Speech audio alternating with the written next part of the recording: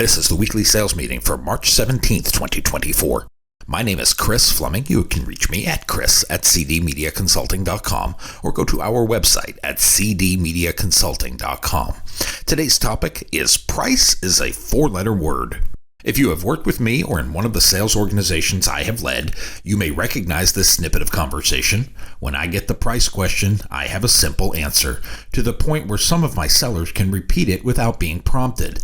If price comes before we have established a value proposition, my answer is always $1 million. Why would I answer a pricing question with something so outlandish? Precisely for that reason. I was presented with a dumb question, devoid of substance and context. I choose to respond in kind. This does two things. One is it delays the price conversation. That is, until I have established the value proposition for my product. And two, the answer is so far off and the price is so high that I have raised the level of the conversation. The next number I give will seem completely reasonable in comparison. The price question is a trap. It is designed to give us something to chase, as if we were greyhounds at a dog track. The price is the rabbit. We get amped up to chase after the prize. When we lack confidence or experience, or both, we will fall for this trap. It is designed as the opposite scenario to my $1 million answer. It is designed to get us thinking about price sensitivity. Inevitably, the price we give the customer will be too high, and it doesn't matter the number. When we give the price too early in the conversation, it sets the tone for the value of the offer. It becomes all about the price and nothing else.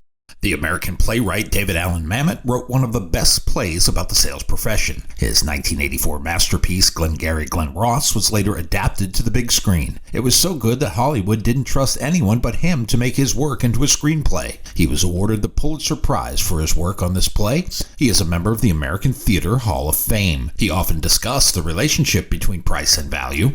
He wrote, "Price is only an issue in the absence of value." And that was before he wrote "Coffee is for Closers," which did not appear in the original play.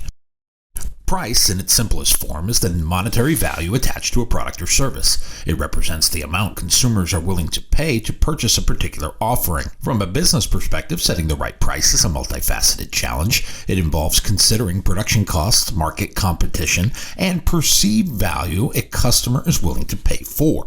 However, price is not merely a numerical entity. It carries psychological and emotional weight. Customers often use price as a heuristic or mental shortcut designed to assess the quality, exclusivity, or value of a product. A high price tag may signify premium quality. It may even define luxury, while a lower price might suggest affordability or budget friendliness. It might even say cheap.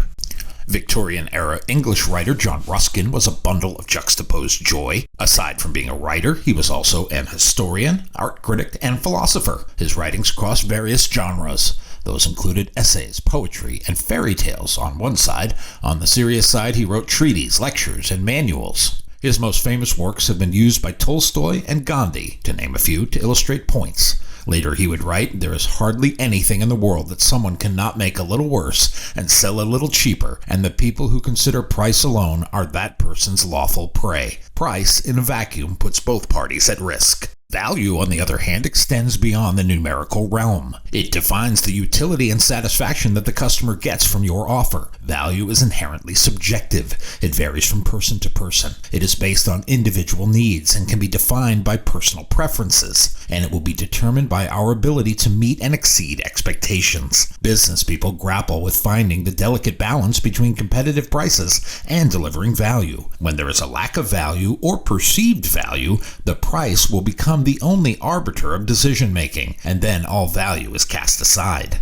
This is especially true of transactional buyers with a history of buying from you. I have had many a discussion with out-of-market buyers who use the phrase, "Historically, we have paid this." And my answer to that has always been, so what? I can't change history. I can only deal in the present, and the present cost of the product is X for the Y value you will receive. And while I want to do business with you, we have to bring our relationship into modern times. There is not a product on the planet where the price decreases from year to year or stays flat. My suggestion is we update our terms of service for this year and find a way to work together to get you connected to the people who are going to buy X product this year. Was that so hard to push back? It doesn't have to be adversarial or contentious, but you have to push back. You have to explain that you are delivering value, not mere price. If the discussion gets reduced to only price, the end result will be suboptimal. Keep coming back to value. What problem are you solving? What issue are you addressing? What function do you serve? Without a value on the table, the decision will be based solely on price. And in that conversation, the equation does not balance because someone already has an anchor price in their mind. It could be based on a historical transaction. It may be something they heard from a friend or saw on TV, or their cousin Jimmy once bought something similar 50 years ago, and he only paid $500, so that's what it should cost today. Spend your time on value. Create it from the beginning. Start with it, open with it, and never stray from the value conversation. Find that value point you can trade on. Don't discuss the price until you have defined the value. Focus in on the functional value. These are the tangible benefits that fill a customer's particular need. It could be performance or efficiency. Tap into the emotional value. Brands often strive to evoke positive emotions such as joy, nostalgia, or a sense of belonging. And then there is a social value. How does your offer create social intangibles like status, reputation, or affiliation? Luxury brands often leverage social value to create a sense of exclusivity. Only after establishing value should the pricing conversation get on the table. And when it does, be sure it does not live in a vacuum. The price has to be based on the established value first, as then it will be compared to the perceived value. What about this perceived value? That is your customer's assessment of the benefits relative to the cost. It is not only about the actual features, but also about how customers perceive those features, and the perception is in relation to what they paid. They are not all able to make this leap, and they will not do it on their own, so you're going to have to draw the roadmap. It is going to require a deeper understanding of your customer's business. Otherwise, you will be viewed as a peddler. At this point, you might as well set up shop on Canal Street, if only to sell knockoff handbags. Consumers check the perceived value of a product or service against its price. If the perceived value aligns with or exceeds the price, it creates a favorable equation. This is when the price becomes secondary to the creation of that perception. It increases your ability to charge your asking price. When those elements do not align, it creates friction. You can gain an edge by crafting a compelling value proposition. Communicating how your offer addresses specific needs sets the stage for a strong price-value relationship. On top of that, help your customers understand the value they are receiving. This transparency can start with an equation. Building a parallel between what you are selling and what they are selling fosters deeper understanding. They may not know your business, but they do know their own. Be sure to focus on the long-range impact of your offer. If the evaluation is strictly on the short-term, immediate impact, you may not be able to meet that expectation, at least not for what your customer is willing to invest. One of the primary challenges is the potential misalignment between the perceived value and the price. If the customer perceives the price exceeds the value offered, it can harm your reputation. Competition often exerts pressure on businesses to lower prices. While this may attract price-sensitive consumers, it can pose challenges in maintaining profitability. It is a case where the best competitor does not get to control the market, but the low-price one does. Don't let this happen to you. Economic fluctuations, inflation, or unforeseen events can disrupt the delicate balance between price and value. Businesses need to be agile in adjusting strategies to navigate such external factors, but never give up the high ground once you reach this point.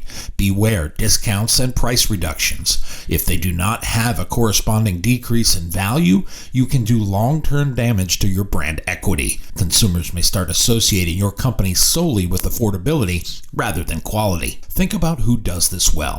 Apple Computer did not create a product for the low-priced crowd. They did the opposite. Apple has mastered the art of positioning itself as a premium brand, and that is despite having higher price points compared to competitors. Apple products are associated with sleek design, cutting-edge technology, and a premium user experience. The perceived value justifies the premium pricing, creating a loyal customer base. It does more than that. It creates envy and FOMO for non-Apple users. In the grocery world, Trader Joe's has carved out a niche by offering unique and high-quality products. It does all of this with the perception of lower prices. The perceived value lies not only in affordability, but also the curated selection, and patrons can count on their commitment to sustainability.